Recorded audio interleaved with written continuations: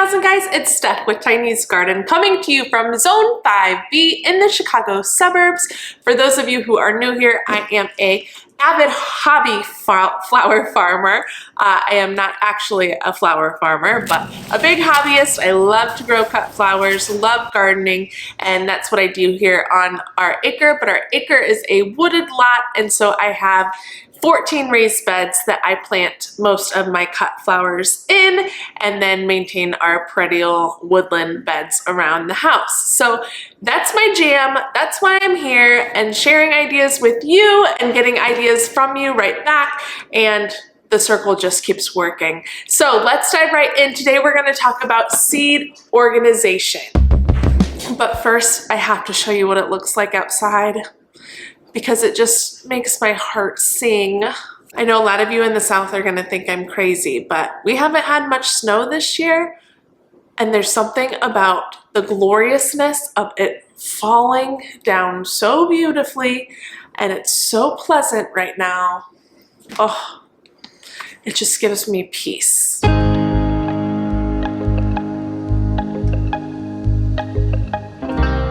Calming to my soul.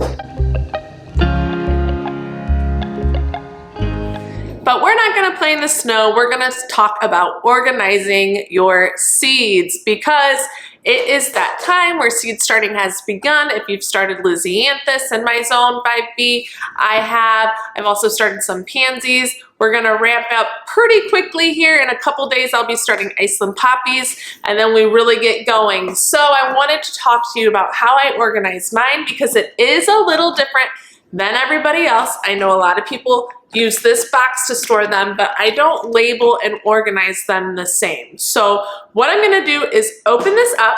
This is a photograph organizer that I purchased from Amazon. I will link it below. I also think you can find these at places like Hobby Lobby, probably Michael's, but it does a really great job of splitting and dividing your seeds and having them all in one little briefcase here, if you will. So I'm gonna sit this down, turn the camera around, and show you how I divide them up, because I don't divide them up by plant or flower.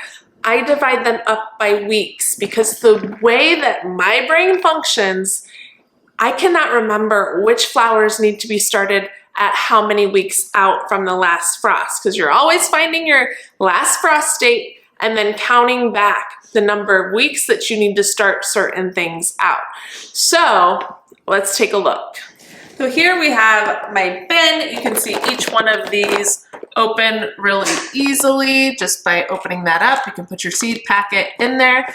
I divide them up between direct sowing, which means planting them into the garden right away, or transplanting, and that means that you're starting them inside and then transplanting them out into the garden later. Also by cut flowers, and then veggies, fruit, herbs, pumpkins and gourds, sunflowers and poppies.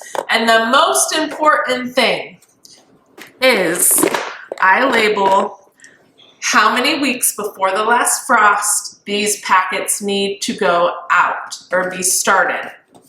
So 10 to 16 and 12 to 13 weeks before the last frost, all the packets that I have in here need to be started in that time period. Next, we come down 10 to 12 weeks before the last frost. So if I look in here and open these, all of these need to be started within 10 to 12 weeks before the last frost date. That way, it takes the brain power out of me. I don't have to remember when each thing needs to be started. I just have to come, pull out however many weeks out I am, and plant those things in this container. I know a lot of people will just divide them up by snapdragons, Lysianthus, sweet peas, and keep all of the same flower together, which I understand, but I can't remember when snapdragons need to be started out, when sweet peas do, when Lysianthus does. Well, I always know Lysianthus is first, but you get the hint. When we get into things like feverfew and dianthus and red mahogany splendor hibiscus, I don't have those memorized by how many weeks out I need to start those. So I find that doing it this way just takes a little less brain power, makes it a little easier for me to stay on track with seed starting everything when it needs to be started. Working smarter, not harder.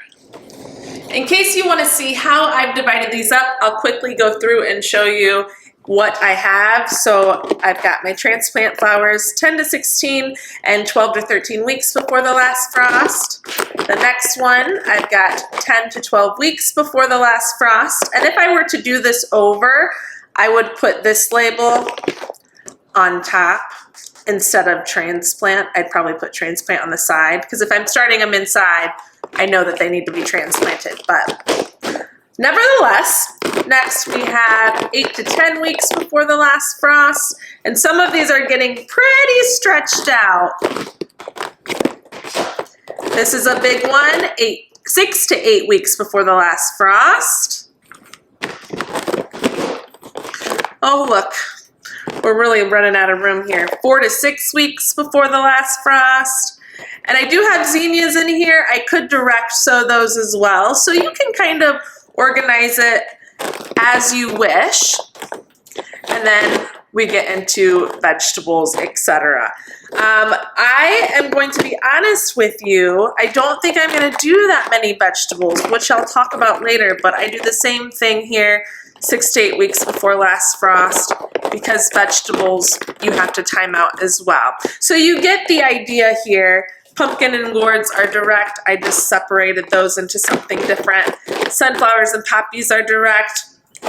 Something different there as well. And then these are some leftovers from last year, or things that I couldn't fit in here. So that is my system. Who's a handsome dog? Axie? Hiya! Who's a handsome dog? So how do I keep tracks of the weeks until the last frost date? I went over this with you in the January sowing video, but it's very easy. I keep a calendar. You Google your last frost date for your zip code and see what it is. Mark that date, probably sometime in late April or early May if you're around my zone, which is 5B, and then count back 1 week, 2 weeks, and keep going all the way until you get up into January. And I just make a note at the beginning of each week how many weeks out I am. So for January, we've got 15 weeks, 14 weeks, 13 weeks will be on the 30th, which is 2 days from now. So I can go into that week in my containers, find 13 weeks out from the last frost date, start all of those seeds in there.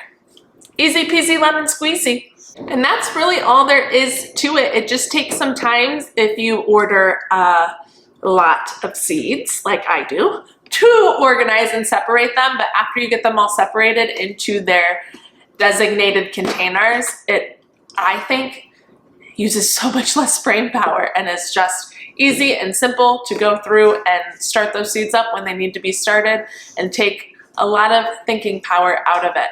It's just more automatic. I've been doing this for a couple years now, and it's worked really well for me, and hopefully that gives you an idea if you are thinking about doing something different with your organization or tweaking it a little bit. That is one way to do it. But remember, do what works for you. If your current situation works and you can remember all those start dates for all the different cut flowers, A, I am jealous. B, you do you. Another thing that I wanted to mention that I'm having a lot of success with, that I also talked about in my January sewing video, is Dr. Alan Armitage's Specialty Cut Flowers book. It has been so invaluable because I'm double checking a lot of things this year about what temperatures flowers need to be at, especially finicky ones like Lysianthus, Iceland poppies, etc. And I can look up by flower type, and it gives me so much information. Excuse me, let me just remove my fork bookmark here. Plastic fork. I am who I am. But I looked up ranunculus. I'm gonna do a lot of things in here that it recommends for ranunculus, such as storage temperature, growing on temperature, and getting them started. What is that called? Getting them rooted? Rooting them? Why am I blanking on this? Pre-sprouting, that would be the word I'm looking for. Pre-sprouting them, what temperatures, all these things I'm finding really helpful. So again, don't get this on Amazon because last time I checked it was a gazillion dollars. Go straight to his website. I will link it below and purchase it there. It has just been a really great resource for me and even more valuable than I could have thought buying it initially. So that's my tip, is if you think you want a little extra knowledge, this really covers a lot and it's helping me a lot this seed starting season. And that is overall it. The one thing I will say are read your seed packets still. Everything you need to know is on the back of your seed packets. Let me get one from the fridge so I can explain. Yes, the fridge. So I got these out of the fridge because once again, this book had told me to do so. I didn't know that delphiniums needed to be chilled, and I quote, propagation. Lightly cover the seed and chill at 35 to 40 degrees Fahrenheit for 2 to 4 weeks, after which temperatures of 65 to 70 degrees may be used for germination. So I just stuck these in the fridge, easy peasy, couple weeks in there, nailed that tip. And then the back of the seed packet takes me the rest of the way. So here we've got the seed packet. It'll tell you the culture, which means if you're transplanting it, starting it inside or direct sowing it outside, how many weeks before the last frost date, if you're transplanting into 3 to 4 inch pots after things emerge, germination, how many days it should take, at what temperature. So this book and back of the seed packet information has been really helpful. That is my big takeaway of today, in addition to how I explained how I organize my seeds. I hope that that was helpful or at least enjoyable. And if you're thinking, why don't you just winter sow your delphiniums, all this delphinium talk? Because I've tried.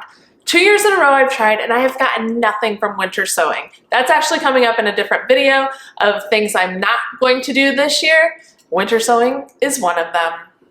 I don't know, I couldn't get it to work. I'm not gonna waste any more time on it. And if you're in the South and you wanna see some snow, I'll let you see it one more time.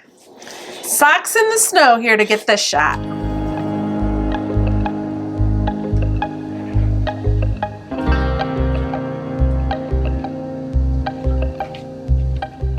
But that is a wrap for today, everybody. Please comment below and let me know how you organize your seedlings. I would love to hear. We've been getting lots of tips from everybody in the comments below and I'm loving it. Thank you for sharing your tips and tricks. It really helps everybody out.